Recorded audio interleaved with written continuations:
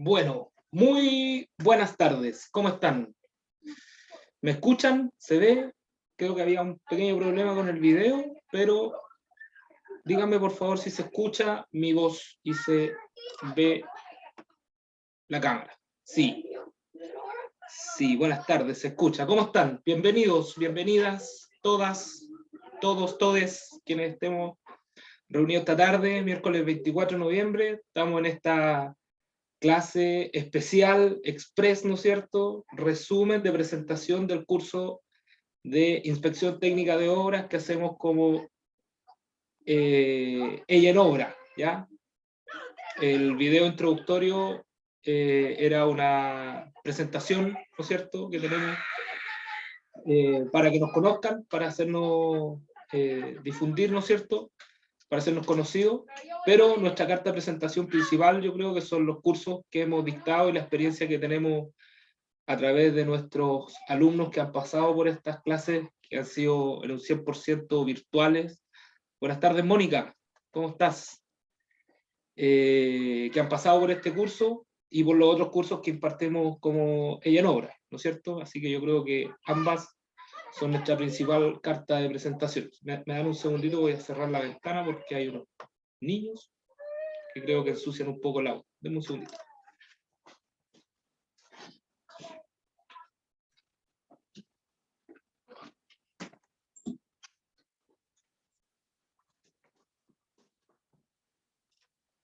Bueno, ahí sí. Bueno, saludarlos nuevamente. Quiero darles la bienvenida. Creo que hay gente por aquí que ha pasado por este curso. Esta es vamos ya creo en la quinta versión, si mi memoria no me falla. Hemos venido realizando este curso desde el año pasado, 2020, ¿ya? Siento que ha ido cada vez mejorando, ¿no es cierto? Como todo. Y creo que las primeras versiones eran buenas, muy buenas, y las últimas son buenísimas, ¿ya? Así que espero, desde mi vereda como relator, pero espero que sea así la retroalimentación para quienes han pasado por esta instancia de capacitación. Bueno, presentarnos un poco. Ella en obra básicamente trabaja para aumentar la participación de las mujeres en el rubro de la construcción, ¿ya? Y lo hacemos mediante la capacitación a profesionales y apoyo a las empresas, ¿ya? Eso es básicamente nuestro enfoque, ¿ya? Mi experiencia como relator habla de un inspector, yo, inspector técnico de obra, con 5 años acreditadas de experiencia en la inspección técnica, ¿ya? De obras principalmente de edificación en altura, ¿ya? Entonces, el enfoque del curso está plasmado, ¿no es cierto? Está armado desde esa vereda, ¿ya? De la vereda de un inspector, de la octava región, ¿ya? Por lo tanto, los ejemplos que damos aquí y las experiencias, o que yo doy, hablan siempre hacen mención mucho a la octava región, a Concepción y alrededores, y enfocada principalmente en la inspección de edificios, ¿ya? Esa es mi experiencia. Ahora, eso no quita que eventualmente las personas que se dediquen o que busquen conocimiento en otra área de la inspección, como puede ser la inspección vial, la inspección fiscal, ¿no es cierto?, etcétera, no quita que puedan optar a este curso, digamos, y que lo enriquezca, porque la labor del inspector, como lo vamos a ver en esta presentación, es genérica, ¿no es cierto?, es aplicable a todo ámbito del rubro, y por lo tanto, aquí en este curso entregamos tips que desde la vereda de los ejemplos, claro, está enfocada en la edificación, pero desde lo práctico, ¿no es cierto?, es aplicable a cualquier rubro, ¿vale? Entonces, aclararles también que, bueno, las clases son virtuales, ¿no es cierto?, son virtuales presenciales, a través de la plataforma Zoom, ya nos conectamos determinados días de la semana, de lunes a jueves, de 7:30 a 10:30 de la noche, ya por 2 semanas, son 10 sesiones, ¿ya? Y completamos un total de 30 horas cronológicas de capacitación en donde atravesamos transversalmente toda o gran parte de la labor de la inspección, ¿ya? ¿Visto desde dónde? Ya les expliqué un poco el enfoque, pero visto desde el punto de vista de las tres dimensiones o las tres grandes dimensiones que debe tener el inspector técnico de obra, ¿ya? Y esas dimensiones hablan, ¿no es cierto?, de un profesional que tiene que ser capaz de comunicar, ¿no es cierto?, principalmente, comunicar, aplicar conocimiento técnico, ¿no es cierto?, aplicar conocimiento técnico puro y duro, digamos, sea capaz de trabajar con la normativa, de aterrizarla a terreno, de interpretarla. Sabemos que la normativa es una letra escrita en un papel, perdón, que letra escrita en el papel no hace nada, digamos, no es nada, a menos que la apliquemos, ¿ya? Por lo tanto, nuestro enfoque está básicamente puesto en aplicar lo que la normativa y nuestro marco legal nos solicita, ¿no es cierto? Nos obliga como, como profesional, ¿ya? En ese sentido, el curso está armado en 3 módulos, ¿ya?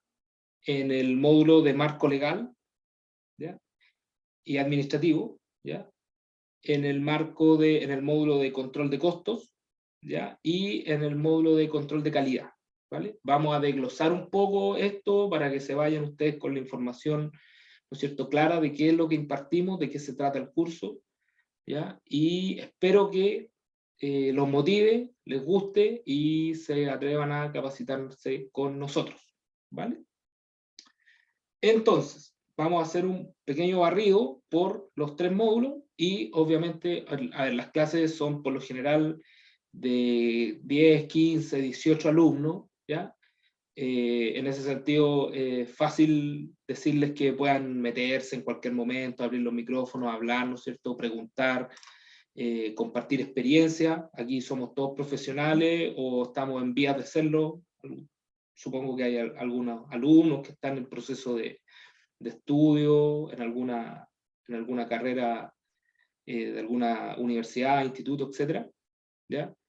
Y la idea es que tengamos la confianza, ¿no es cierto?, para levantar la mano virtualmente, preguntar, ¿ya?, o escribir una pregunta a través del chat, en la cual yo estoy totalmente dispuesto a responderle todas sus dudas, inquietudes, y si no puedo eventualmente responder alguna duda, guiarlos a encontrar la respuesta juntos, ¿ya?, en conjunto, ¿vale? Entonces, aquí obviamente si necesitan hacer una pregunta, pueden prender los micrófonos, hacerla, o eventualmente escribir por el chat y vamos respondiendo. Yo estoy atento a sus preguntas y responderlas oportunamente, ¿vale?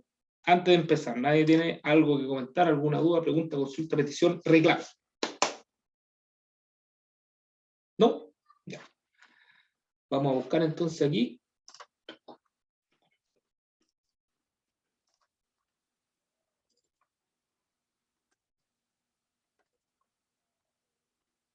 Bueno, el curso comienza con nuestra primera clase, obviamente, la cual es una introducción a la inspección. ¿Qué es lo que vemos dentro de la introducción a la inspección? Bueno, básicamente conversamos sobre sus funciones, la definición de inspección, técnica de obra, ¿ya? Las funciones genéricas que no necesariamente están estipuladas netamente en el cuerpo de la ley, ¿ya? Porque a veces la ley, ¿no es cierto?, es muy leguleya, muy de abogado, muy lenguaje de abogado, y aquí tratamos, ¿no es cierto?, de llevarlo a un lenguaje más terrenal, ¿no es cierto?, se podría decir, y en ese sentido también, en base a nuestra experiencia, hemos definido, no nosotros necesariamente, sino que el rubro, funciones genéricas de la inspección, las cuales quedan aquí plasmadas para que ustedes, entendiendo también el marco teórico legal, ¿no es cierto?, del artículo 143 de la Ley General de Urbanismo y Construcción, que establece la función delito como texto legal, pero que sean capaces de llevarse otra visión, otra definición que cumple con lo anterior, pero que es más ajustada a lo que se hace en la realidad, ¿vale? A su vez definimos deberes de la inspección, atribuciones de la inspección, responsabilidades, ¿ya? A su vez, revisamos, ¿no es cierto?, en el marco legal también posibles inhabilidades, ¿ya?, sanciones, etcétera, a las cuales está expuesta el inspector técnico, su responsabilidad, ¿no es cierto?, qué características de responsabilidad tiene. Y además en la segunda clase revisamos las posibles, en caso de que lamentablemente tengamos que ir a testificar ante un tribunal como inspectores técnicos de obra, porque nuestra responsabilidad va a ser una responsabilidad civil eventualmente, ¿ya?, la mayoría de los casos. Posibles, ¿no es cierto?, métodos de defensa, es una clase más de abogado, digamos. En ese sentido, es una de las dimensiones, de estas tres dimensiones que yo le he hablado, que primero les dije la dimensión comunicacional, ¿no es cierto? Pero también hay una dimensión legal, ¿ya? El inspector técnico de obra tiene que tener un perfil no de abogado formal, sí, pero ser capaz de citar normas, de aplicar la ley, de establecer o de crear informes técnicos que citen la norma, ¿ya? Y que al mismo tiempo sea capaz de, si eventualmente, como la norma es un universo, ¿no es cierto?, gigante de artículos y cuestiones, quizás no te los vas a saber todo, yo creo que es imposible sabérselos todos, pero sí se van a ir de aquí con una visión clara de cómo, dónde y qué buscar, ¿ya? Cómo citarlo, dónde buscar información, dónde buscar la norma técnica que aplica para tal caso, ¿ya? Y obviamente los casos particulares que se puedan ir dando, que ustedes puedan compartirnos, los analizamos en clase, los conversamos y le buscamos la vuelta. Entonces, por eso la idea es que las clases sean un diálogo más que una cátedra, ¿ya? Más que una persona hablando durante 3 horas, sino que sea una instancia de conversación y de compartir experiencias, conocimiento, independiente de la magnitud. Digamos, si es poca, es mucha, está enfocada en otro lado. Es lo mismo, aquí hemos tenido alumnas desde arquitectos, ingenieros constructores, constructores civiles, una vez había una niña que era geóloga, etcétera. O sea, tenemos para que vean que el curso está enfocado de una forma que sea aplicable a distintos ámbitos, ¿vale? Entonces, como primer regalo, el primer tip de regalo que les voy a dar aquí es compartirle, ¿no es cierto?, la definición y las funciones genéricas de la inspección. Mira, voy a compartir pantalla aquí. Espero que todos vean la pantalla. Si no la ven, díganme, pero deberán verla. ¿Ya? Entonces,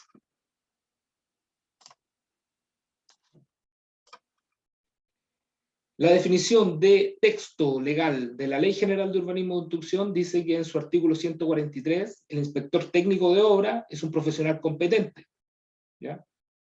Vamos a detenernos un poquito en lo que es competente, ¿ya? Independiente del constructor, que fiscaliza las obras que se ejecuten conforme a normas de construcción que les sean aplicables y al permiso de construcción o edificación aprobado, ¿ya? Se entenderá también como tal la persona jurídica en cuyo objeto social esté comprendido el servicio de fiscalización de obra y para estos efectos actúe a través de un profesional competente. No se repite el profesional competente. Tratándose de construcciones que ejecuta el Estado por cuenta propia o de terceros, podrá el inspector fiscal desempeñarse como inspector técnico a su vez. Es importante detenerse aquí en dos consideraciones relevantes. Una, profesional competente. ¿Quién es el profesional competente? Bueno, la Ley General de Urbanismo y Construcción establece 4 profesionales competentes que se pueden desempeñar como inspectores técnicos de obra, ¿vale? En ese sentido está el ingeniero constructor, el arquitecto, el ingeniero civil y el constructor civil, ¿vale? Es independiente del constructor, por lo tanto, quien juegue el rol o le toque tener el rol de inspector técnico de obra tendrá que aparecer, para que sea acreditable su función, tendrá que aparecer en el permiso de edificación con su patente profesional al día y firmando, ¿no es cierto?, ahí su permiso de edificación por lo tanto eso será extrapolable durante toda la vida del proyecto, hasta incluso la caducidad de las garantías o de las prescripciones, ¿ya? Y ahí tenemos la ley de calidad de la construcción, que también la tocamos, ¿no es cierto? Revisamos los 3 tipos de garantías, su tiempo de prescripción, etcétera, para la aplicación de la responsabilidad, aunque estas responsabilidades no se extinguen solo con el vencimiento de la garantía. Lo que vence con la garantía es la obligación de responder ante un daño, ¿ya? Pero la responsabilidad sigue estando, digamos, ¿ya? Por lo tanto, uno podría ser eventualmente motivo de juicio posterior a la caducidad de la garantía, ¿ya? Y eso está comprendido en la ley y hay jurisprudencia al respecto, ¿vale?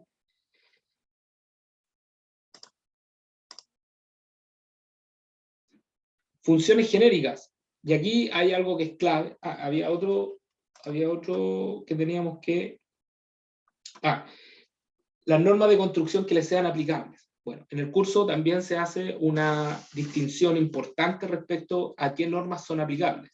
Si ustedes van, ¿no es cierto?, a la biblioteca del Congreso Nacional, que yo siempre lo doy como tip, ¿no es cierto?, de buscar información de carácter...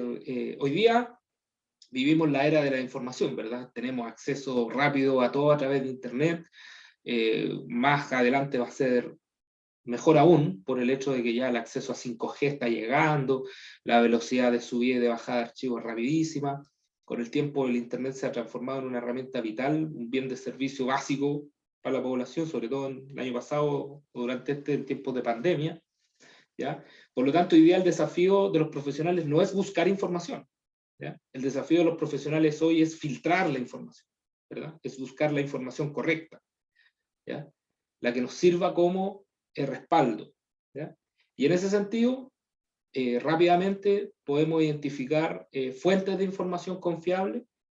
Si nosotros necesitamos buscar información de documentos legales, llámese decretos fuerza de ley, decretos supremos, reglamentos, etcétera, eso bcn.cl, Biblioteca del Congreso Nacional, y ahí se descargan los archivos, ¿no es cierto?, legales válidos, ¿no es cierto?, con el cuidado, obviamente, de no incurrir en descarga desde otros portales de menos seguridad que pudiera estar modificado, ¿no es cierto?, o que pudiera, no sé, buscar información en Wikipedia, por ejemplo, como le pasó a alguien por ahí hace poco tiempo, ¿ya? Pero siempre recurrir a fuentes confiables, ¿ya? bcn.cl del ámbito de la ley. Desde el ámbito de la norma, el Instituto Nacional de Normalización, el INN.cl, ¿ya? O en términos de norma constructiva, ya hace unos años atrás, el MIMBU, a través de su plataforma, permite descargar de manera gratuita la norma, ¿vale? Y hay algunas normas incluso que uno las puede comprar en kiosco y todo, ¿ya? Antiguamente, hace unos años atrás, no hace mucho, yo creo que hace 10 años atrás, cuando Internet no era tan masivo, digamos, 2010, hasta 2010, digámoslo así, más o menos, la regla de oro era que el inspector tenía que tener la norma impresa, comprada, incluso con su boleta pegada a la contratapa del libro, ¿ya? Entonces se acreditaba que ese inspector está haciendo uso de una norma que es legal y que está autorizada desde su origen, digamos, de impresión, ¿ya? Y ahí se compraba la norma X físicamente a través del Instituto Nacional de Normalización, pero eso cambió después por ahí por el año 2011, 2012, 2013, en donde ya el MIMBU publicó un listado de normas oficiales que se podían descargar de manera gratuita, ¿vale? Entonces, eso es lo primero. Y hay que tener ojo con las normas que sean aplicables, ¿ya? En construcción existe un principio legal en donde la norma para el arquitecto se hace obligatoria si es que aparece en la ley o en la ordenanza, ¿ya? Si aparece en la ordenanza, es obligatoria para el arquitecto, pero si no la nombra el arquitecto en el proyecto, no es obligatoria para el constructor, entonces va decantando. Entonces, por ejemplo, y yo siempre lo pongo como ejemplo en clase, existe norma para todo, ¿no es cierto? Si yo quisiera buscar la norma, por ejemplo, pongamos el caso de los extintores contra incendios. Existe la norma para la fabricación del envase de extintores, existe la norma para la fabricación de la manguera, existe la norma chilena para la fabricación del dispositivo de operación del extintor, ¿ya? Pero a nosotros nos citan la norma de seguridad de uso del extintor. Por lo tanto, nosotros debemos hacer mención o seguimiento de cumplimiento de la norma que está contenida en el proyecto. Si no me piden mayor normativa, no es obligatorio aplicarla, a menos que sea un error flagrante de la arquitectura, lo cual es muy difícil, digamos, que se dé, pero eventualmente el inspector podría sugerir que se está dando un caso puntual en donde es necesario aplicar tal o cual criterio, etc. ¿Vale? Tengo una pregunta, dice, ¿puede ser ITO un ingeniero civil en obras civiles? Sí, tengo entendido, sin conocer la malla del ingeniero civil en obras civiles, que básicamente es un ingeniero civil, ¿ya? Especialista en obras civiles, como lo hay ingenieros civiles especialistas en mecánica de fluido, en hidráulica, ingenieros civiles especialistas en mecánica de suelo, ingenieros civiles especialistas en estructura. Entonces, si el título dice ingeniero civil, incluso los ingenieros civiles industriales, ¿ya? Podrían ser profesionales competentes al mismo tiempo, ¿ya? Por el hecho de ser ingenieros civiles, ¿vale? Ahora, eso no quita que evidentemente haya especializaciones, ¿ya? Ahí podrían haber hitos especialistas, ¿ya? Podrían haber hitos especialistas en rubros, no sé, pues hay hito eléctrico, ¿ya? Que puede ser un ingeniero civil eléctrico, ¿ya? Entonces puede haber un hito especialista en instalaciones eléctricas domiciliares, o, dependiendo la cantidad de kilowatts que aplica el proyecto. La norma eléctrica tipifica qué profesionales pueden, ¿no es cierto?, firmar o desarrollar tal o cual proyecto dependiendo de su envergadura, ¿ya? Por lo tanto, no sé, un ingeniero eléctrico, dependiendo su experiencia y sus acreditaciones y cursos, etcétera, podrá, no sé, ser hito de tendido de alta tensión, de media tensión, de baja, domiciliario, industrial, etcétera, ¿ya? Pero ya es el hecho de ser ingeniero civil, puede ser civil eléctrico, civil electrónico, etc. ¿Ya?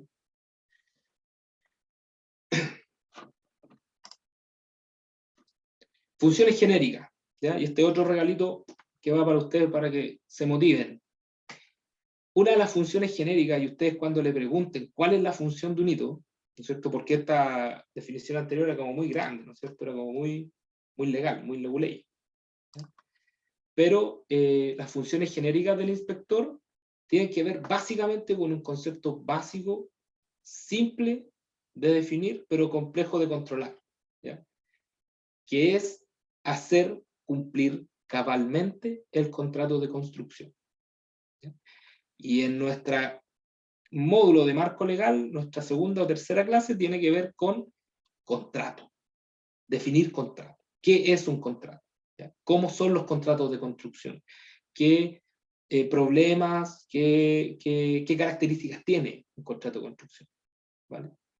Sabemos que los contratos de construcción son documentos tremendamente extensos, ¿no es cierto?, en donde, como la definición de contrato lo dice, es un acuerdo entre dos partes, ¿ya?, que se comprometen mutuamente a cumplir algo, ¿ya? En el caso de la construcción, el contrato tiene que ver con que hay un mandante, por un lado, que se compromete a pagar por un servicio, mientras que por otro lado está el contratista, que se compromete a ejecutar el servicio. Entonces se comprometen mutuamente a uno a pagar por un servicio y el otro a ejecutar el servicio, ¿no? Entonces ese es en términos súper básicos y súper generales. Ahora sabemos que los contratos de construcción son documentos súper extensos, como les decía, donde se comprometen a un montón de cosas, ¿ya?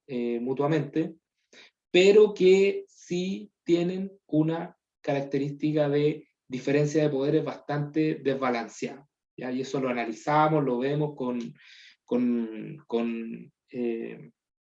antecedentes legales, en donde se ve que en rigor el riesgo del contrato está establecido en este compromiso que ambos suscriben, Entonces, sabiendo lo que es contrato, pasamos al siguiente nivel que tiene que ver con las características del contrato, y una de las principales características de los contratos de construcción es que se repite mucho el compromiso económico firmado entre las dos partes a través de un contrato a suma alzada o un presupuesto a suma alzada. Y ahí, ¿no es cierto?, definimos qué es un presupuesto a suma alzada, los riesgos que tiene para ambas partes, por qué son tan descompensados, ¿ya? Independiente que aquí cuando uno firma un contrato debiera haber una supuesta igualdad, ¿no es cierto?, de deberes y derechos, ¿no es cierto?, entre ambas partes, pero que en rigor la práctica no es tan así y que tenemos que tener ciertos tips para irlo manejando, ¿ya? Irlo tratando. También a su vez hay una perspectiva de la inspección que nosotros damos desde los distintos casos. Hoy en día, cada vez más y con mayor frecuencia se da que los proyectos de construcción tienen dos características. Una, por un lado, un contrato que tiene que ver con la relación mandante-contratista, ¿ya? Mandante por un lado, una inmobiliaria, etcétera, un inversionista, versus un contratista que tiene una empresa constructora, y ambos se comprometen. Pero hay otra figura de contrato de construcción en donde mandante y contratista son la misma persona, y eso se le llama proyectos propios. Y también existe la inspección ahí, pero debe tener otra perspectiva, ¿ya? ¿Qué características debería tener un inspector que se sitúa al medio entre mandante y contratista cuando son dos personas distintas, dos personas jurídicas distintas? ¿Y qué perspectiva tiene que tener el inspector cuando se para en un contrato que existe mandante y contratista, pero que en la práctica son la misma persona? La ley del multirule, la subcontratación y todo el sistema de creación de empresas hoy día permite eso en Chile, ¿ya? Y es muy común, o sea, existen muchos casos en donde mandante y contratista son la misma persona, y tiene características distintas, independiente que tengamos que llegar al mismo resultado, pero el inspector debe pararse desde veredas distintas. Y eso nosotros lo analizamos y lo dejamos súper claro, y a los alumnos que hemos tenido yo creo que ha sido una de las visiones que más les ha gustado, para un poco aquellos que tienen menos experiencia, ¿no es cierto?, identificarlo previamente, y cuando les toque el momento de tomar cargos de inspección, situarse, ¿no es cierto?, en el lugar que corresponde, ¿no? ¿Alguna duda hasta aquí? ¿Algún comentario? Por favor, los escucho. O los leo.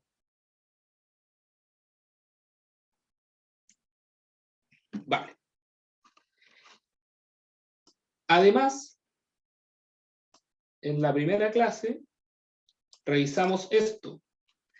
La ley 20.703, que crea y regula el Registro Nacional de Inspectores Técnicos de Obra y Proyectos de Cálculo Estructural, ¿vale?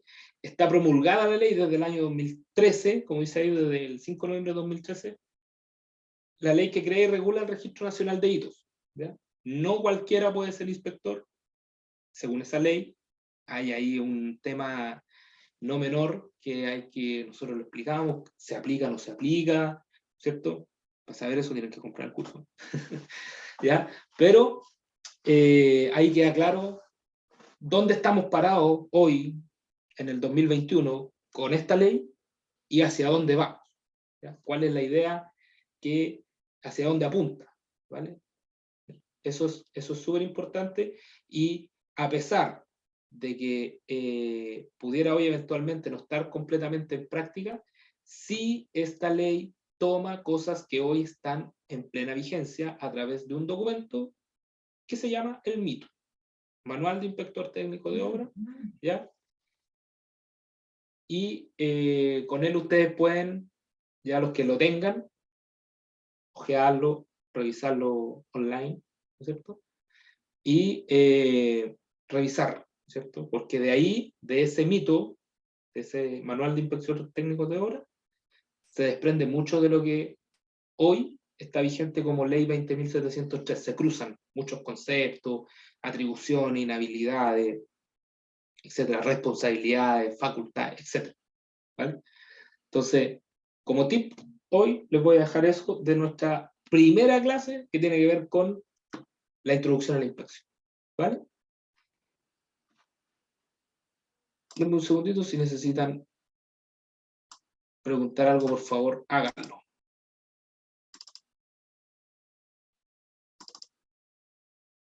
Bueno, como les decía, además,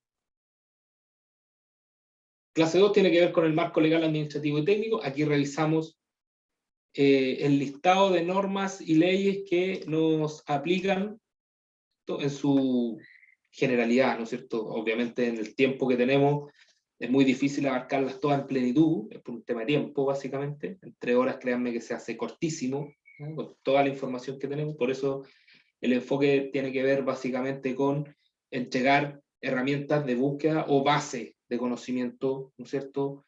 Lo más acabado posible dentro del tiempo para que se vayan ustedes con una idea clara, precisa, concisa y aplicable en el corto plazo. ¿Vale? En el marco legal, administrativo y técnico revisamos lo que tiene que ver con las principales normas de construcción, las diferencias que hay, ¿no es cierto?, entre la constitución política, lo que tiene que ver con el ámbito nacional, lo regional, lo comunal, qué es un plan regulador, cómo nos afecta a nosotros un plan regulador, su existencia o su no existencia, su tramitación, cómo se tramita un plan de, un permiso de edificación que tiene directa relación con el plan regulador comunal, etc. Y además le hacemos en las últimas versiones, ¿ya?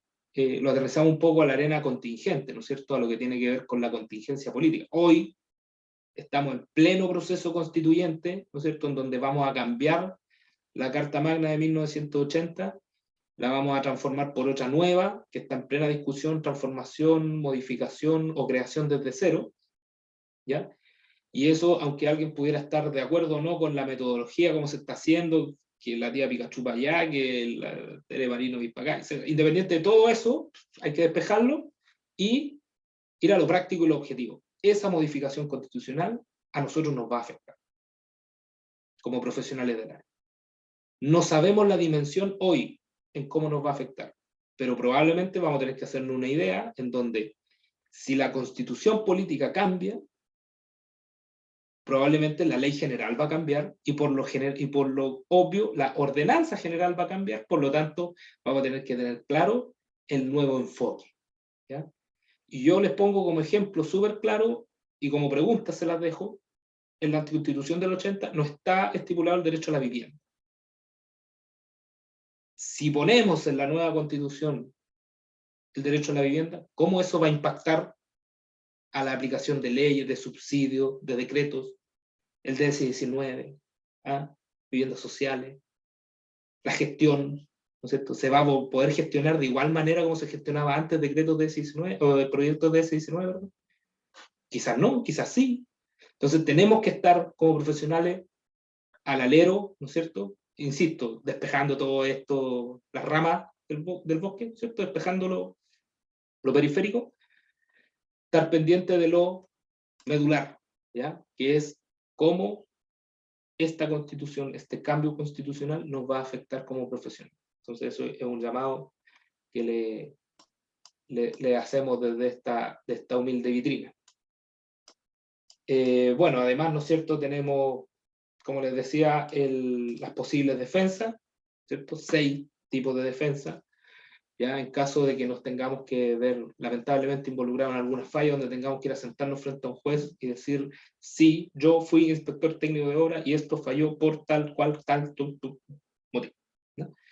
Entonces, explicamos lo que significa caso fortuito, lo que es ausencia de fallas de construcción, cumplimiento de las normas, el cumplimiento de la Lex Artis, el costo económico alternativo y la falla por colapso total. Son como las 6 estrategias que debiera tomar un abogado y decirle, ya, don Víctor, por aquí nos vamos a ir. Por favor. A todo esto creo que no me presenté. Bueno, mi nombre es Víctor Espinosa, soy de Concepción, ¿ya? Ingeniero constructor. Así que eso, cuando editen el video, por favor, pónganlo adelante, ¿ya? Eso, pasamos a la clase número 3.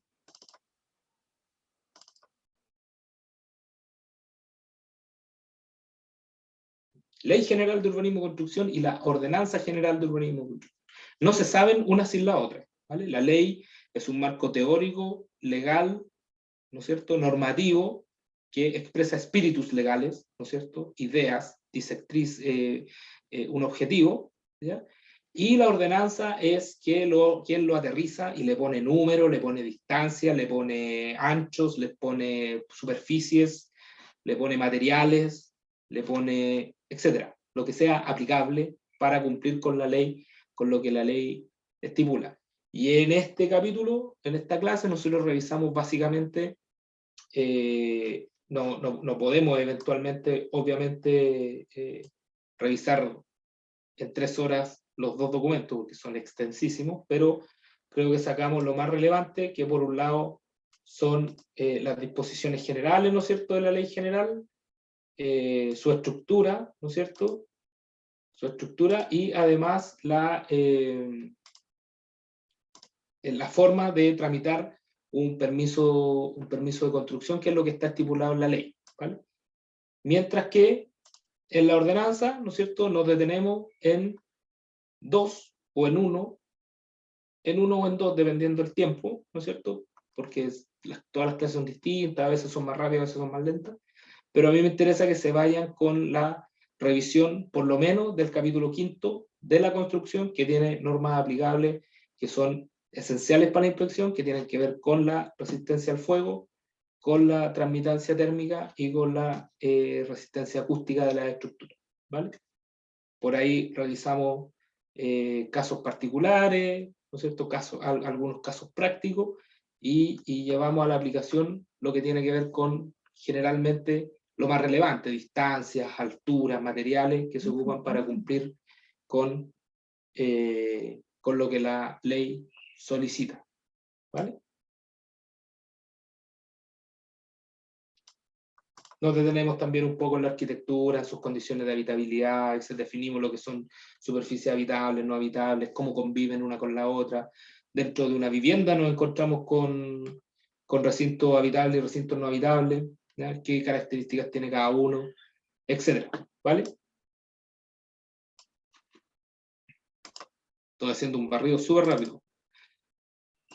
Clase número 4, revisamos íntegramente, un poquito más corto este documento, no menos importante, pero revisamos la aplicación del RIDA, Reglamento de Instalaciones Domiciliarias de Agua Potable y Alcantarillado, documento básico o de consulta permanente en el caso de proyectos sanitarios, ¿vale? Aquí hay normativa, ¿no es cierto?, referente, todo lo que tenga que ver con la instalación de agua potable y alcantarillado está aquí, en el RIDA. Aquí tienen que ir, ¿vale?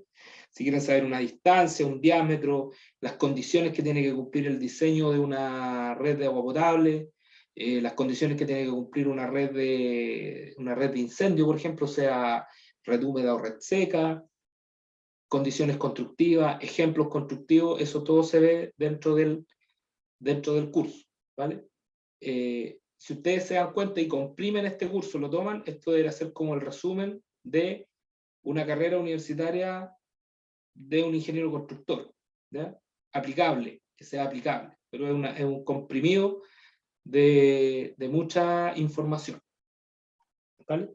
Y además revisamos a su vez el decreto número 66 de reglamento de instalaciones y medidores de gas, el decreto número 66, ¿vale? Todo lo que tenga que ver con instalaciones de redes de gas, ya sea industrial o domiciliaria, obviamente enfocado en la edificación, como les decía, ¿ya? Y desde el punto de vista constructivo, aquí no nos metemos a calcular la presión, que el caudal de gas, que el diámetro, no, o sea, esto es constructivo, esto es hito de inspector técnico de obras, ¿ya? No de diseño, ¿ya? Ese es el contexto del curso, ¿ya? Aunque obviamente sí se dan algunos tips y obviamente hay cosas que rozan, ¿no es cierto?, entre la aplicación y el diseño, pero como les digo, está enfocado básicamente en la confección, ¿no es cierto? Cuáles son las alturas que se deben cumplir de ventilaciones de gas, los distanciamientos, el comportamiento con otras especialidades, la interacción, ¿no es cierto?, con otras especialidades, qué predomina, ¿ah?, qué es lo que hay que respetar, etcétera. Todo eso está contenido en estas clases de, por un lado, instalaciones de redes de agua potable y alcantarillado y las redes de instalaciones de gas. ¿Ya? Y al final, la clase número 5, ¿ya?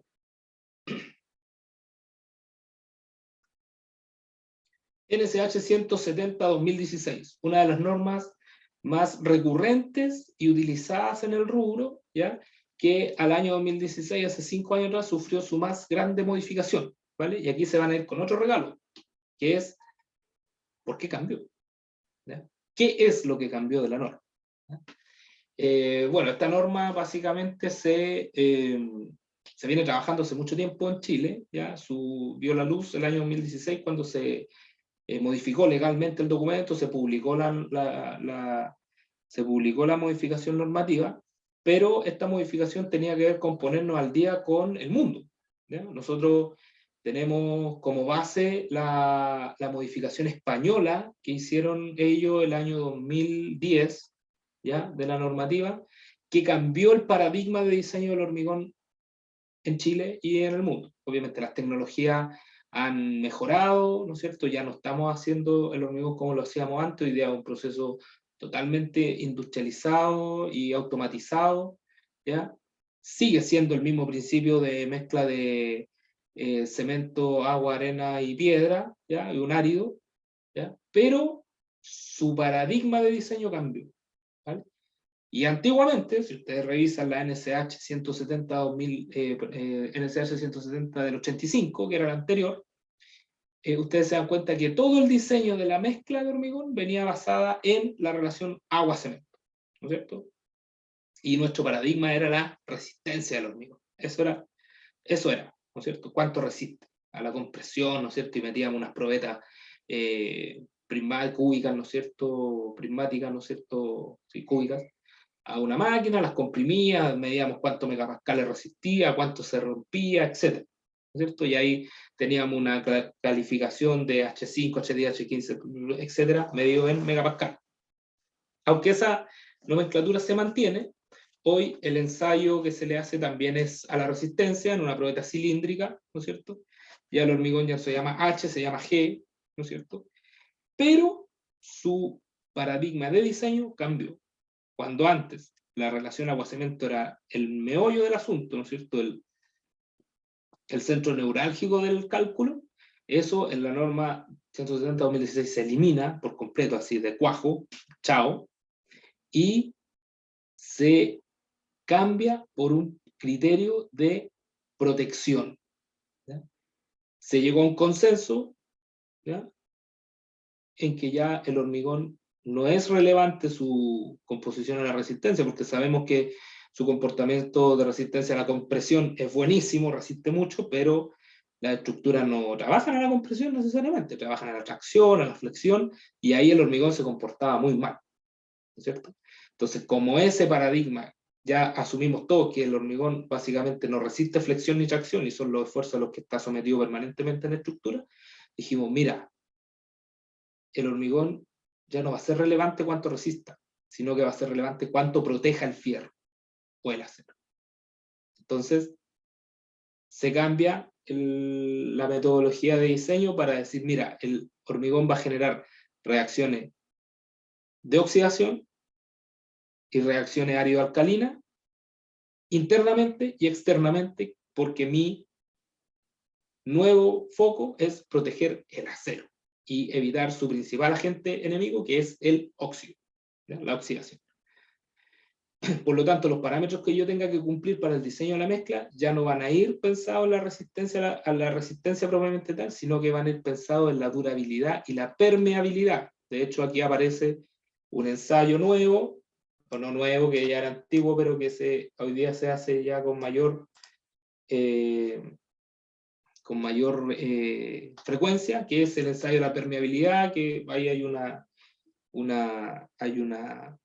secuencia de imágenes donde resume que una probeta prismática, ¿no es cierto?, se le aplica agua a presión en cierto punto, y lo que se hace básicamente, como dice, ahí está el círculo, ¿no es cierto?, en la primera imagen, arriba a la izquierda, de un círculo que se mete a una máquina con un manómetro que mide la presión del agua a la que le está entrando a la probeta.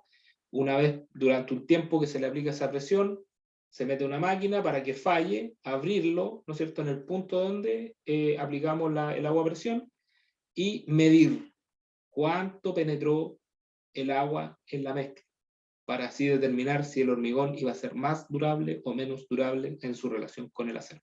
Entonces hoy día tenemos que mirar el hormigón armado, o sea, el hormigón como mezcla de elementos de acero y hormigón, no solo el hormigón por un lado y el acero por el otro, aunque se sigue haciendo, digamos, o sea, los ensayos de materiales para hormigón siguen existiendo, los ensayos para materiales de acero, ensayo a la fluencia, etcétera, resistencia de las barras sigue siendo lo mismo, pero el enfoque del diseño nuevo de la mezcla viene con este nuevo paradigma de la durabilidad y la protección del acero. Bueno, esto todo está en este PowerPoint que a todos se ha dicho. Aquí está lo que les decía, la NSH 170 del 85, máxima razón agua cemento.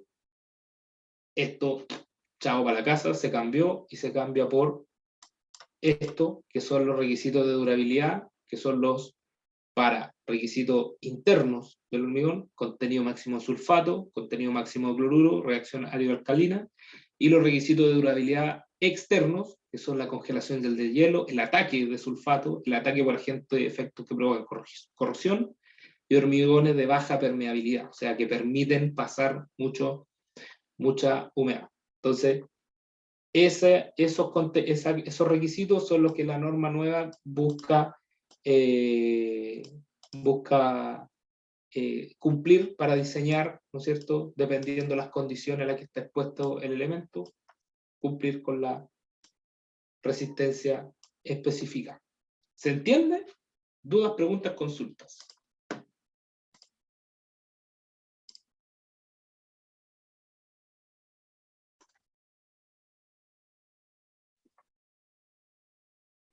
¿No?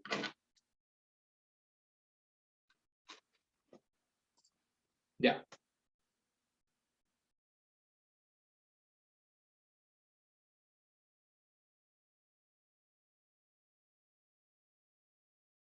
Aquí hay una pregunta.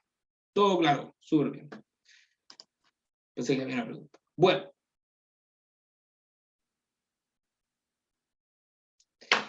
Pasamos al módulo número 2.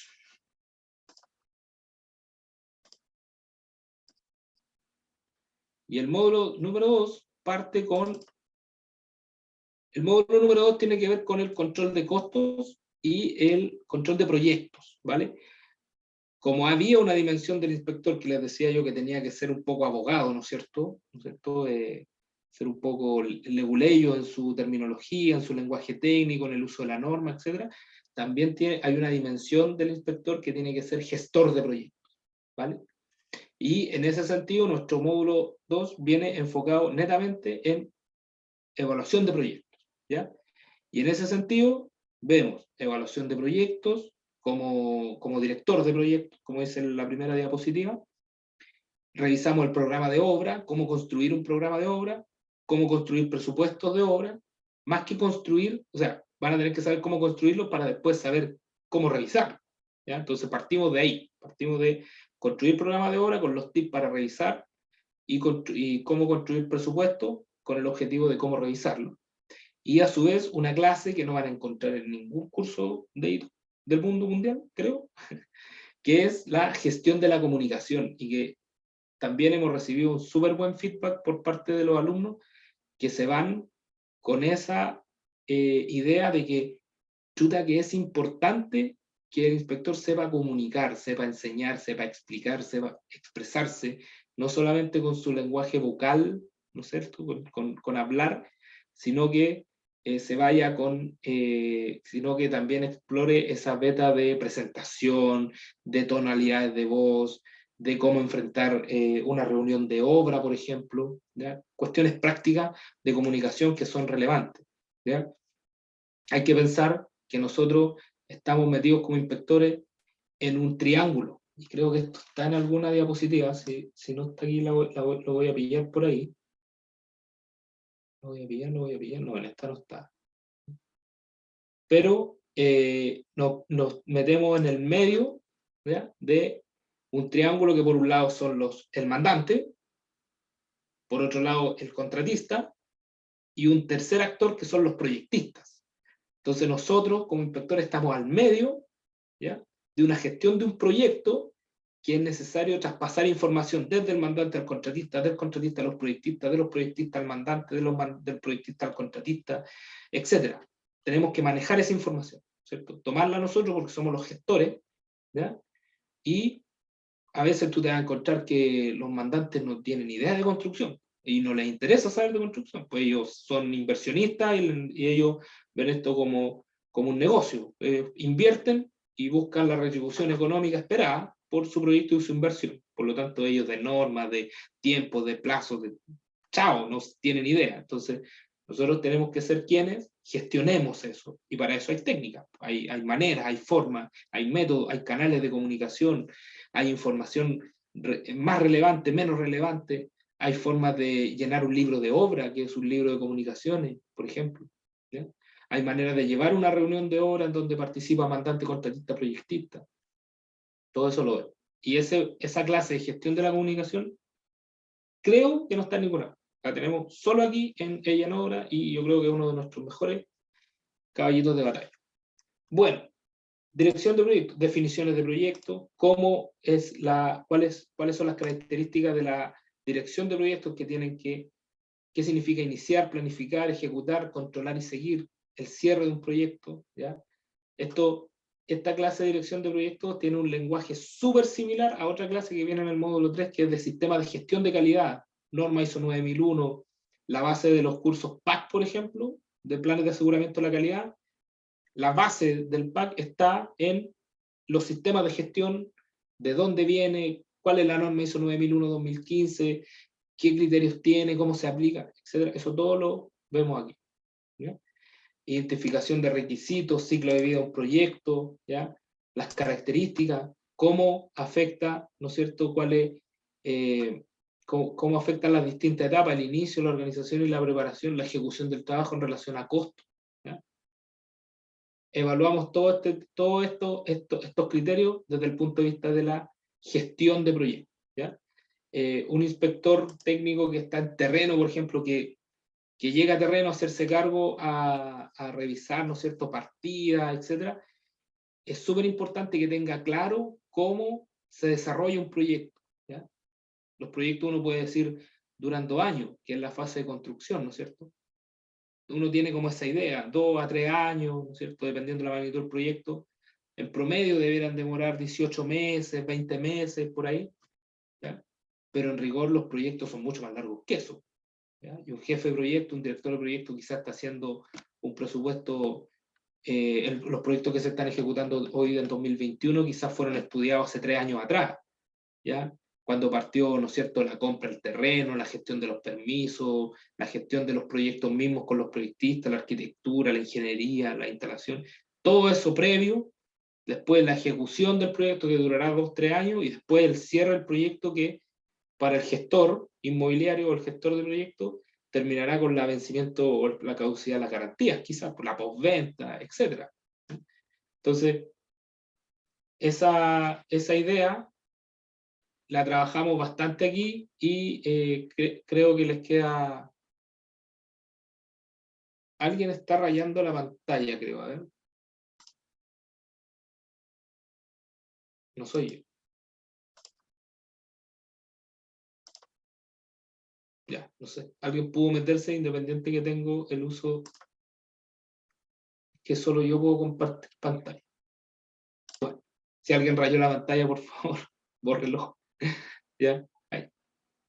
Y obviamente entramos y trabajamos bastante este enfoque, ¿no es cierto? Que este enfoque de proyectos se repite mucho en todos los procesos, de los procesos más grandes a los procesos más pequeños, y lo repetimos bastante para que a ustedes les quede claro que toda actividad, toda etapa, el proyecto que nosotros nos planteemos tiene un proceso de iniciación con requisitos de entrada a un sistema, ¿ya? Que los requisitos entran a una etapa de planificación, ¿ya? inmediatamente a un círculo de seguimiento y control. ¿Para qué? Para pasar a la ejecución. ¿Vale? Entonces, básicamente, lo que yo planifico, lo ejecuto, pero no soy ciego, ¿no es cierto?, en decir lo que planifiqué lo ejecuto, no, sino que lo evalúo entre medio, ¿no es cierto?, le hago un seguimiento, lo controlo, y digo, sí, mira, lo que planifiqué me funcionó, y me funcionó en base a qué? A 3 criterios: tiempo, costo, calidad. ¿Ya? Si alguno de esos 3 criterios falla, lo que estoy ejecutando no me sirve. Tengo que volver a planificarlo, volver a controlarlo y seguirlo, y volver a ejecutar. Ese proceso es de lo que se trata la dirección de proyectos, básicamente, digamos, o sea, en una etapa muy primitiva. ¿Ya? Evaluar, planificación permanentemente para ejecutar y generar la menor cantidad de reprocesos posible y la menor cantidad de condiciones subestándar que pudiera afectar estos 3 criterios que le estoy diciendo, que se repiten durante toda la vida de un proyecto, que son el tiempo, el costo y la calidad. Para, una vez que nosotros planificamos, ejecutamos dentro de los márgenes que nos dimos, iniciamos los procesos de cierre de la actividad para pasar a una siguiente actividad y una siguiente actividad y una siguiente actividad y una siguiente actividad. Yo siempre explico los procesos constructivos desde la vereda súper sencilla de una cocina. ¿Ya? Construir es muy similar a cocinar. ¿Ya? O sea, todo tiene un paso a paso, independiente de que a alguien quizás no le guste seguir recetas. ¿Ya? Pero la cocina tiene paso. O sea, tengo que remojar el poroto, meter el poroto, hacer el sofrito, meter el sofrito, comerlo, ¿no es cierto? No puedo hacerlo distinto, ¿no es cierto? Aquí es muy parecido. Tengo procesos previos, procesos durante, procesos después. Y es un tren de procesos. Uno va dando paso a otro, y a otro, y a otro, y a otro, y a otro. ¿Ya? Siguiente clase, programa de obra. Y vamos muy rápido porque nos quedan solo 20 minutos y quiero al final cerrar con sus comentarios, alguna impresión. ¿Ya? El programa de obra.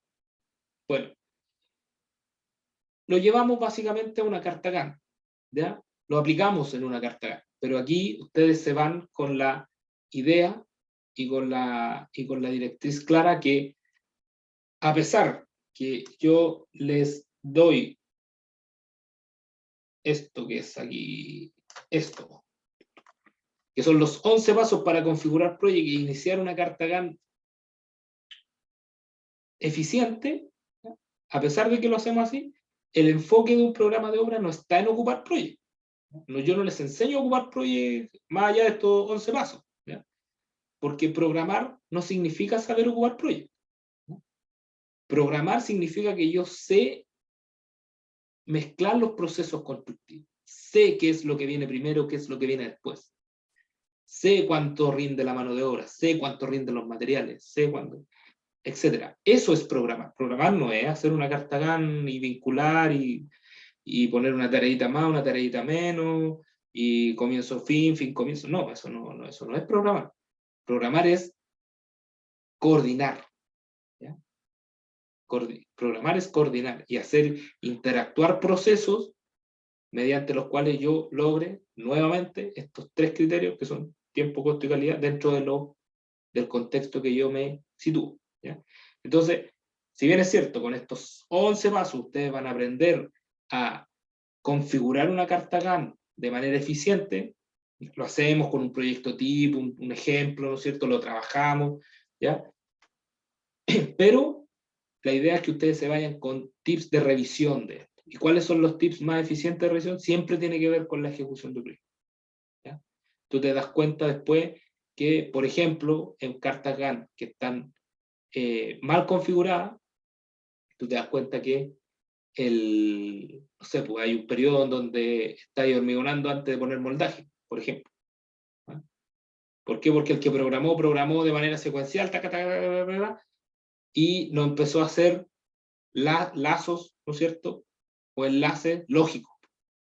Entonces, ustedes se van del curso con esa percepción, con esa idea, ¿no es cierto?, primaria de que programar no es ocupar proyectos, programar es secuenciar actividades, y eso es mucho más complejo, ¿ya?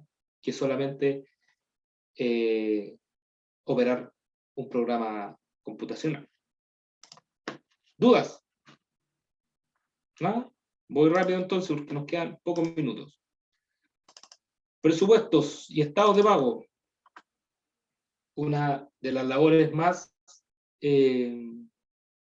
no desagradables, pero sí engorrosas de siempre trabajar con plata es molesto, ¿no es cierto? A nadie le gusta pagar menos o pagar más, o la plata siempre es incómoda, ¿no es cierto? Bueno, aquí en este curso ustedes aprenden a confeccionar presupuestos de construcción desde una vereda simple, práctica y eficiente, ¿ya? Hacemos análisis de precio unitario.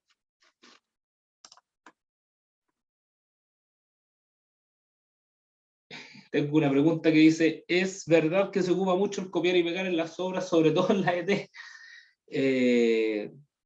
Sí, lamentablemente sí. Sí, se ocupa bastante. No es la regla, ¿ya? No es la regla común, pero sí uno se encuentra con cositas ahí que vienen pegadas de otro lado, ¿ya? Y obviamente no son tan evidentes como el nombre del proyecto, la calle donde está ubicado, sino que son características, ¿ya?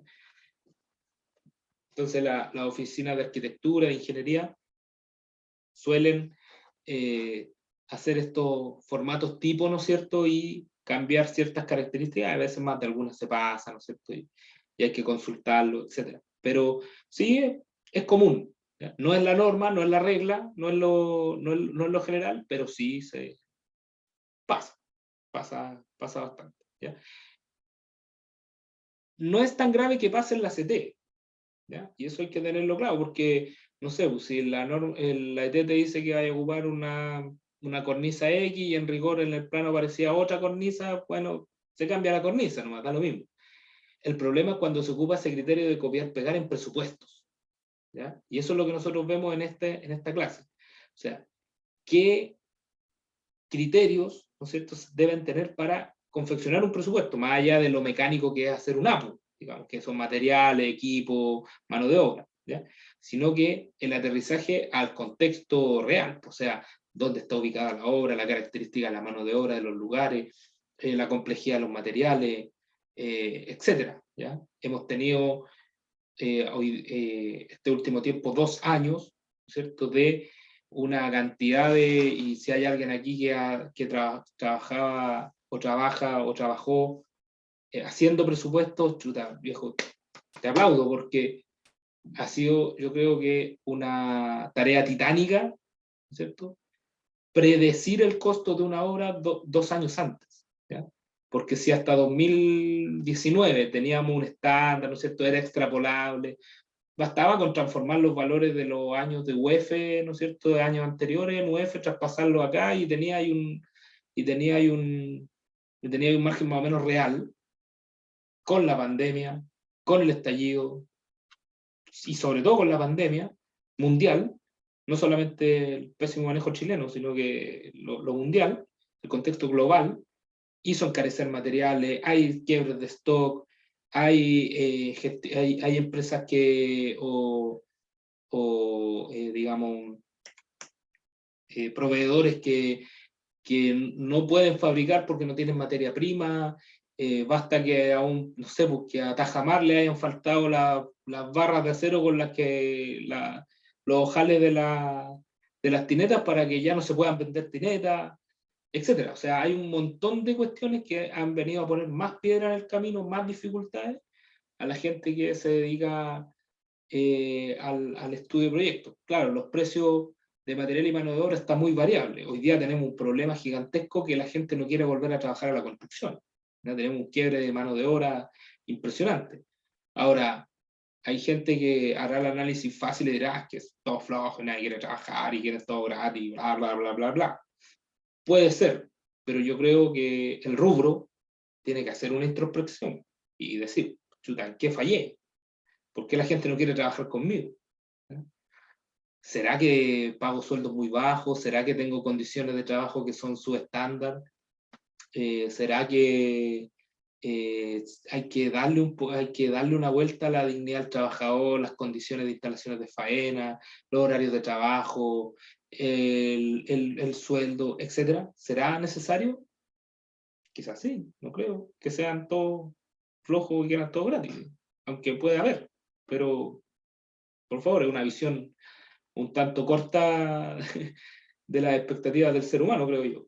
¿Ya? Pero hay de todo, ¿no es cierto? Y hoy día es verdad que tenemos claro, como dice Karen Cerón, dice, pagan poco y, y por los subcontratos las condiciones de trabajo son malas, sí, no te lo discuto, yo llevo 5 años de inspector, pero llevo 10 años en el rubro y claro, las condiciones no digamos que son las mejores. Entonces, y eso hay que asumirlo y no hay ningún pecado en decirlo, digamos, o sea, es parte de la realidad y nosotros como profesionales somos quienes tenemos que llevar la capacidad de transformar la realidad. Eso es un profesional, es una persona técnica, con conocimiento técnico, que es capaz de transformar su realidad. ¿Eh? Y necesitamos gente comprometida con eso. ¿Eh? Presupuestos y revisiones de estados de pago, análisis previo al estudio, revisiones de base administrativa, el estudio propiamente tal, ¿ya? Cómo llevar cubicaciones efectivas, ¿ya? Hacemos ejercicios de cubicación, etcétera. ¿Ya? Tocamos un poco la norma 353 de cubicaciones, aunque la norma es bastante básica y sencilla, al final te estandariza los métodos de cómo debes cubicar, bajo qué unidad de medida, etc. ¿Ya? Pero en rigor es eso. ¿Ya? Y al final damos tips para el control de presupuesto, ¿ya? Y además la revisión de los estados de pago, ¿ya? ¿Qué son los estados de pago? ¿Cómo se controlan? ¿Qué tipo de estado de pago tenemos? Por lo general, en obras de construcción del carácter de la edificación y la vivienda tenemos dos tipos de estado de pago. Uno que son el estado de pago al mandante, ¿no es cierto? Que es donde la constructora cobra al mandante por trabajo efectivamente realizado. Ya hay métodos de control, están los protocolos, está el seguimiento de control interno, está el control financiero de los consumos, etcétera. Hay un montón de elementos. Hay por ejemplo, métodos de proyección a través de un método que se llama el método del valor ganado, que también lo conversamos un poco. ¿Ya? Y los estados de pago, que por otro lado pueden ser también los estados de pago a subcontratistas. ¿Ya? O sea, el pago directamente a la mano de obra por la ejecución de un servicio. Entonces, tips de cómo controlarlos para que sea eficiente, cómo decir, está todo muy interesante, pero me tengo que retirar. ¿Será posible que nos envíen la información del curso por correo? Sí, tienes que comunicarte enviar un correo a la gente de Ella en Obra. Si Andrea me pudiera ayudar con el correo a través del chat, si estás por ahí, eh, para, para que puedan hacer todas ccd@ellenobra.cl. Todas las dudas, consultas, ahí a ese correo para realizar la retroalimentación necesaria para, para aclarar sus dudas y sus inquietudes. ¿Vale? Entonces, avances de los estados de pago, cómo se controla, cuáles son los métodos de controlar, por ejemplo, no sé, pues hay metodologías, hay elementos fáciles de controlar, que son básicamente contar, no sé, metros cuadrados cerámicos, instalación de artefactos, etcétera, pero hay otras partidas más complejas como las instalaciones, cómo controla instalaciones domiciliarias, ¿ya? Cómo controla instalaciones eléctricas, cómo controla la instalación de gas, ¿ya? Para ir dándole un flujo de pago en donde la constructora diga, sí, mira, tengo el 80% de la obra instalada con instalación sanitaria. Y tú decís, sí, pues, pero tenéis el 80% de los tubos, no tenéis nada más. Entonces, ¿cómo controlamos eso? ¿Cómo establecemos criterios válidos que nos digan, mira, sí, en realidad el control presupuestario hasta hoy debiera ir aquí y realmente va aquí o no, decir que debería va más atrasado, va más adelante, etc. Eso con los estados de pago. ¿Vale? Y la gestión de la comunicación, ¿ya? Que tenemos dos grandes familias aquí de la gestión de la comunicación, que es, primero, los tips de gestión de comunicación, ¿ya? los fundamentos para el funcionamiento de una obra a nivel comunicativo, organizacional y documental. ¿Ya? Aquí está el cuadrito del triángulo que yo les decía de que el inspector técnico juega ahí al medio, ¿no es cierto? Juega de 10 entre los proyectistas, el contratista y el mandante. Tiene que enlazar, ¿no es cierto?, estos tres grandes elementos. ¿Ya? Y, ¿no es cierto?, las dimensiones de la actividad de la comunicación, ¿ya? ¿Qué tipo de comunicación tenemos? Oficiales, no oficiales, escrita, hay un orden ascendente, descendente, ¿cómo lo hago para comunicarme con el mandante, por ejemplo, que siempre va a estar en un rango de jerarquía superior? ¿Cómo lo hago para traspasar información hacia el contratista, que quizás se va a estar en un rango de información descendente, ¿no es cierto? Va a ir información de arriba hacia abajo, de abajo hacia arriba, y horizontalmente, con tus pares, con tus iguales. ¿Ya? Habilidades de la comunicación, y yo creo que esto es otro regalito que les vamos a dar. ¿Cuáles son las habilidades más importantes para un inspector al momento de comunicar? ¿Ya? Primero, escuchar de manera activa y eficaz. ¿Ya? ¿Qué significa escuchar de manera activa? O sea, estar atento a lo que te preguntan, y eficaz, que seas capaz de responder lo que te preguntan y no darte vuelta por las ramas tratando de buscar sacarte, ¿no es cierto? No, sino que la fachada roja, la fachada roja. La fachada roja, no, la fachada no es roja, es beige, es negra, está ya. De manera efectiva. Formular preguntas, sondear ideas y situaciones para garantizar una mejor comprensión. A veces, en la mayoría de los casos, o no quizás en la mayoría, pero probablemente el inspector no va a saber todo, evidentemente, nadie lo sabe todo. ¿Ya? Pero uno tendrá que tener la capacidad hábilmente de buscar cómo llegar a la información, la experiencia de los pares, la experiencia del mandante, la experiencia del contratista, ¿no es cierto?, de los maestros, de la gente que ejecuta. Yo no te digo que sea la verdad absoluta, ¿ya? Pero sí tener la capacidad de evaluar las experiencias y sacar cositas de ahí. A mí me ha pasado muchas veces que los maestros en obra dicen, ay, pero si lo hemos hecho toda la vida así. Y aunque suene altanero, uno les responde, sí, probablemente lo ha hecho toda la vida mal. ¿Ya? O toda la vida se ha generado un problema. ¿Ya? Por eso. Está mal que diga que...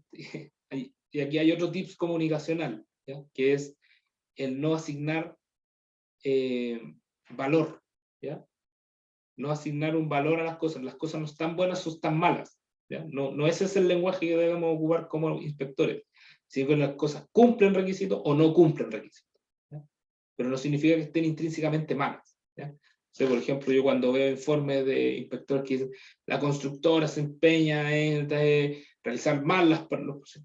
No, o sea, no es que los haga mal, los hace de manera diferente quizás, pero esa diferencia va a traer resultados eficientes o no eficientes. ¿Va a cumplir o no va a cumplir requisitos? Pero el lenguaje debe ser ese.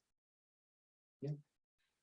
Educar para aumentar el conocimiento del equipo a fin que sea más eficaz. Es una de las principales labores del inspector, no solamente imponer cosas, sino que también capacitar, ¿ya? Para que el equipo logre, ¿no es cierto?, llegar a un punto en donde no sea necesario tener que estar permanentemente castigando, permanentemente, ¿no es cierto?, sancionando, sino que los procesos vayan mejorando a través de la capacitación. Investigar para identificar o confirmar información, identificar y gestionar expectativas, que es lo que espera alguien de persuadir a una persona o organización a llevar a cabo una acción, negociar con el fin de lograr acuerdo entre partes, resolver conflictos. Nosotros tenemos que ser muchas veces psicólogos. La actividad del inspector es el manejo de conflictos muchas veces, ¿ya? No sirve de nada que nos paremos en la vereda del duro, del que no, que yo no paso esta línea, no, sino que tenemos que ser capaces de resolver, de gestionar, ¿no es cierto?, conflictos, intereses, obligaciones, deberes. ¿Ya? Y resumir, recapitular, identificar próximas etapas. O sea, el inspector tiene que andar siempre un mes adelante, 2 meses adelante, ver lo que viene y por sobre todo evaluar el hoy en función de mañana. O sea, cómo lo que estoy haciendo hoy me va a afectar mañana. Y mañana no lo digo mañana jueves, lo digo en mañana, en un mes más, 2 meses más, al final del proyecto, etc. Medios de comunicación como el libro de obra, cómo llenar un libro de obra, etc. ¿Ya? Y obviamente la clase de reunión de obra, en donde se dan los tips necesarios para que el inspector, como en su rol, siempre el inspector va a ser quien va a llevar la reunión, ¿ya? Va a ser el encargado de la reunión, va a ser como el moderador del debate, ¿ya? La persona que da la palabra, quita la palabra, arma el acta, ¿no es cierto?, la reunión, cita a los incumbentes, etc. Y aquí se van a ir con el último regalito que les voy a dar, o creo que uno de los últimos, pero el enfoque. ¿Qué es lo importante de una reunión? ¿Cuándo se debe hacer una reunión de obra? Sabemos que la reunión de obra tienen que estar los interesados que les compete, ¿no es cierto? Tiene que tener un motivo, ¿ya? Pero ese motivo no puede ser cualquier motivo. Yo no me puedo juntar, citar a todo un equipo de personas a evaluar, por ejemplo, o a informar, porque para evaluar mejor le envío la información y que cada uno evalúe y conversemos por correo, digamos. ¿Ya? No es necesario que nos juntemos a eso. ¿Ya? Tampoco para informar. Si yo necesito informar algo, correo electrónico, libro de obra, eso. ¿Ya? La reunión de obra, a ver si tengo los tips por aquí, están por aquí, están por aquí, están por aquí, están por aquí.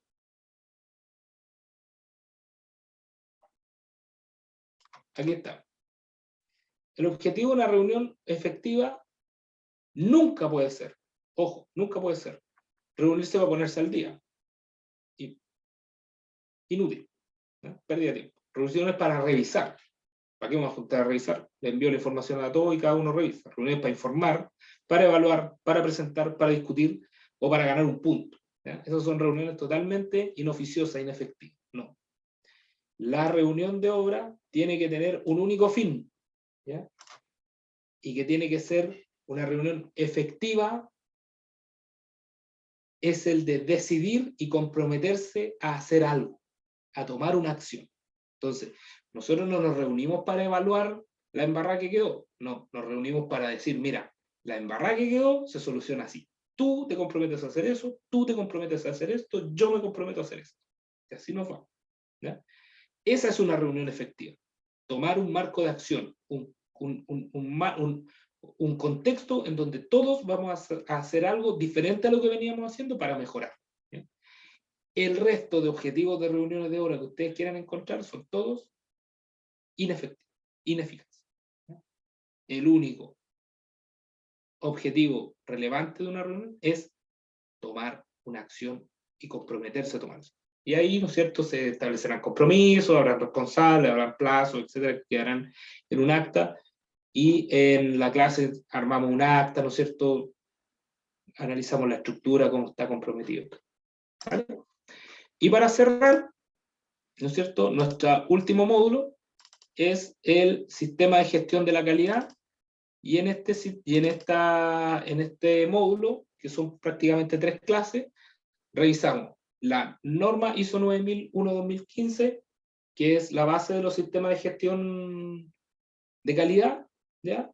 Revisamos cómo hacer procedimientos de trabajo, cómo hacer checklists o listas de chequeo, pero por sobre todas las cosas, hacemos y construimos un PIE. ¿Qué es un PIE? Es un plan de inspección y ensayo, y, ¿no es cierto?, conversamos dependiendo los ejemplos que damos de proyectos, etcétera, determinamos cuáles partidas, por qué es relevante controlar tales o cuáles partidas, la magnitud, las características que deben tener para controlarlas, quién las controla, cómo se controlan, y en base a ese pie construimos procedimientos y construimos listas de chequeo. ¿Ya? Y para finalizar, la última clase tiene que ver con actividades prácticas, ejemplos, ¿ya?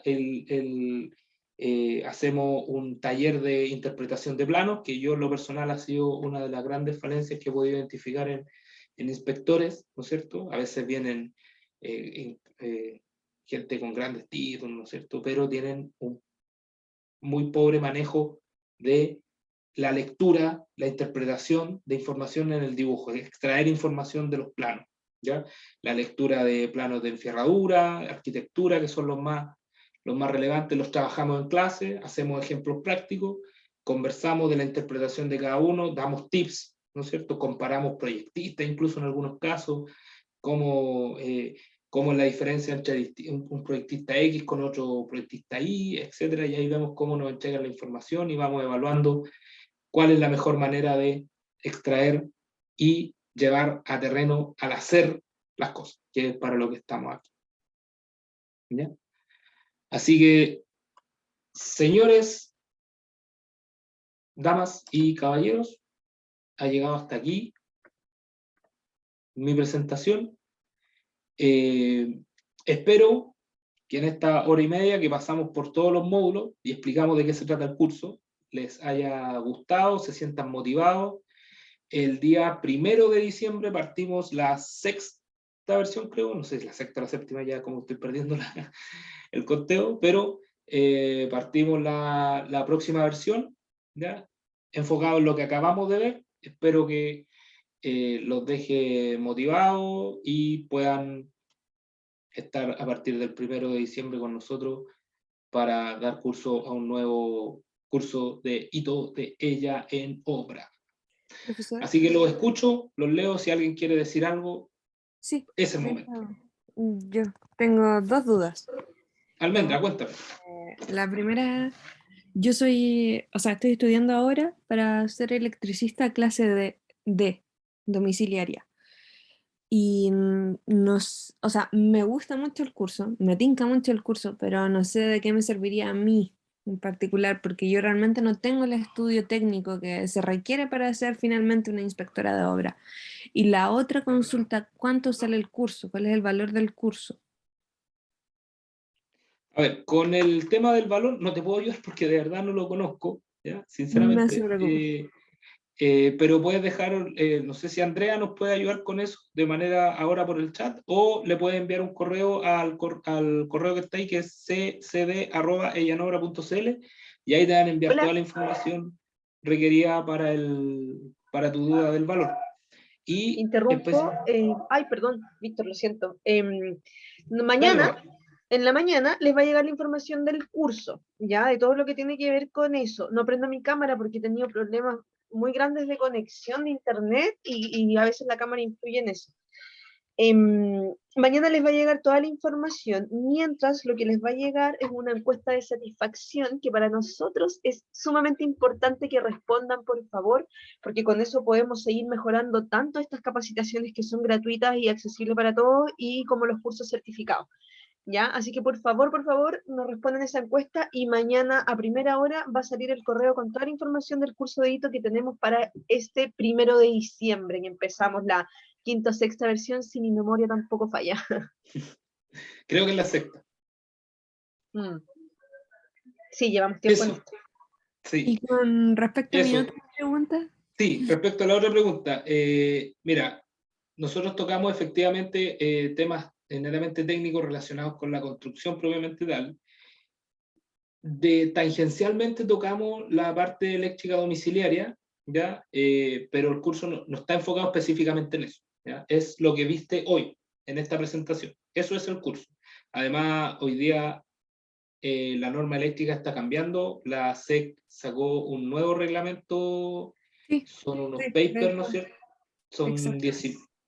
claro, son 19 documentos técnicos nuevos. Entonces, personalmente yo estoy precisamente en estudio de eso nuevo porque es totalmente nuevo y está en desarrollo. Entonces, no podría hoy, por ejemplo, armar una clase porque todavía estoy, digamos, en proceso de estudio, de recabar información, etc. Entonces, como te digo, lo que es el curso, el enfoque del curso es lo que está plasmado hoy Sí, en la no sé, presentación. mi pregunta va a cómo una persona que no tiene los estudios técnicos puede utilizar este curso laboralmente, hablando, eso es. Bueno, a ver, este curso independiente que esté enfocado a la inspección neta de inspección técnica de obras netamente, por ejemplo, te entrega herramientas de evaluación de proyectos, ¿ya? evaluación de proyectos tú podrías tomarlo como algo muy grande, digamos, un proyecto gigantesco, pero podrías llevarlo a proyectos pequeños, ¿no es cierto? Como tú pudieras, por ejemplo, entregar programaciones de obra, por ejemplo, tú en el caso que fuera el eléctrico domiciliario clase D, ¿no es cierto? Como, por ejemplo, entregar una programación efectiva de tu servicio o un presupuesto detallado, ¿no es cierto?, real del servicio que tú prestas, ¿ya? Quizás no va a ser aplicado desde la parte de la revisión, de un inspector que tiene que controlar un presupuesto, quizás esa parte no, pero la parte práctica de construir un presupuesto, de construir un programa de ejecución, ¿no es cierto?, de situarte en el contexto nacional y en la normativa, te va a servir un montón, digamos. Perfecto. Muchas gracias, profe. ¿Alguna otra duda? Ahí en el chat están dejando el link de la encuesta, así que si lo pueden ir contestando, creo que no son para nada muchas preguntas, así que yo creo que en 2 o 3 minutos lo cumplen. ¿Vale? ¿Alguna otra duda, consulta, comentario? Por favor, las escucho.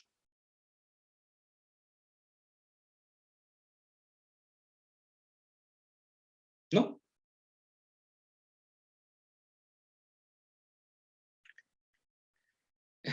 Entre curso PAC e hito, ¿cuál recomienda? Sobre todas las cosas, el hito de ella en obra, de todas maneras. ¿Cuáles son las diferencias de conocimiento? Bueno, esta es una pregunta bastante polémica, digámoslo así, desde mi vereda. ¿Ya? Yo soy hito, inspector técnico de obras, ¿ya? Por lo tanto, el conocimiento que nosotros entregamos aquí con la información está enfocada en la inspección de obras de edificación, ¿vale? Todo su contexto general, desde la gestión de proyectos, la evaluación de proyectos, la ejecución. ¿Ya?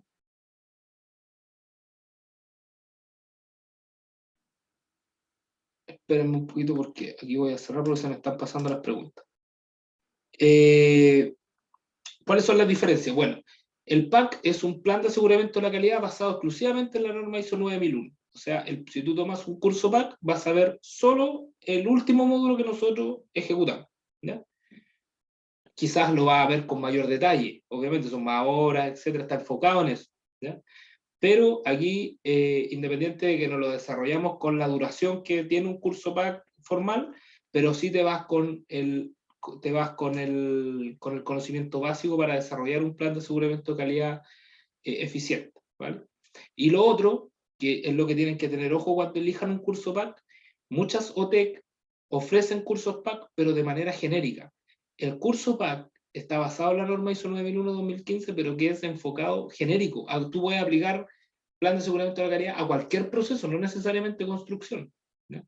Entonces, si ustedes van a buscar un curso PAC, búsquenlo enfocado en construcción, porque yo le puedo aplicar plan de aseguramiento de la calidad a una fábrica de bebidas, ¿cachai? A una panadería yo le puedo aplicar un plan de aseguramiento de la calidad, ¿ya?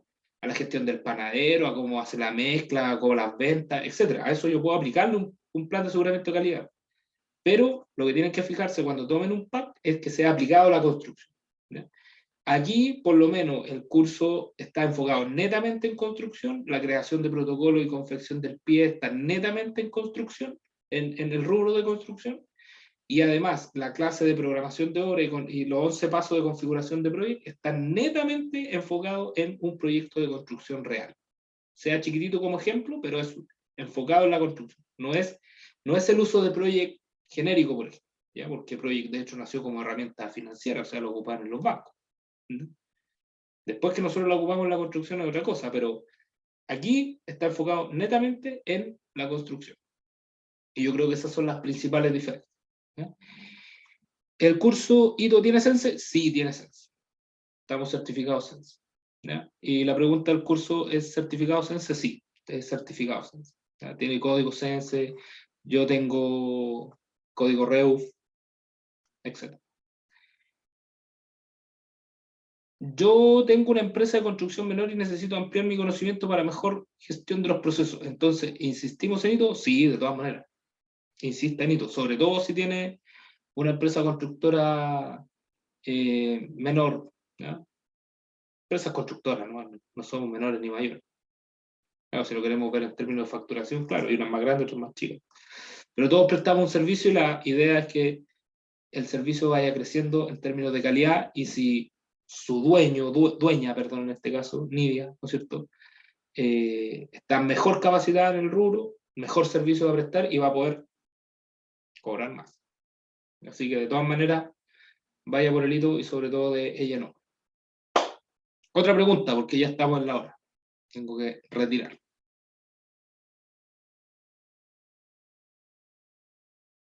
¿No? ¿Nada? ¿Nadie quiere comentar algo? Pueden abrir sus micrófonos. ¿Ya?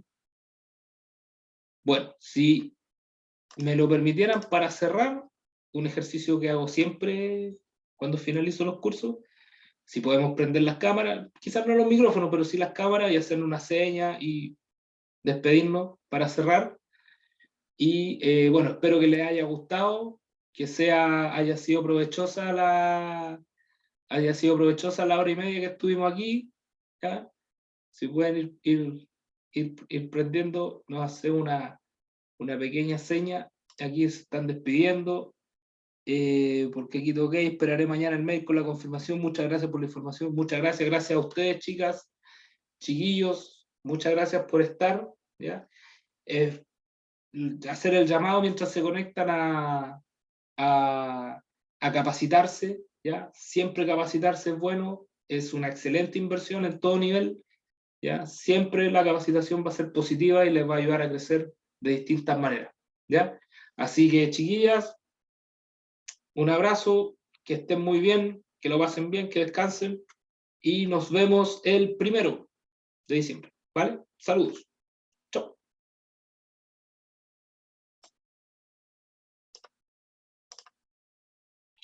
Víctor, ¿nos quedamos?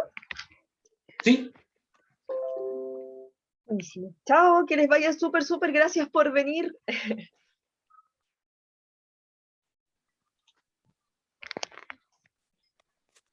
Chao, gracias. Chao. Chao, chao.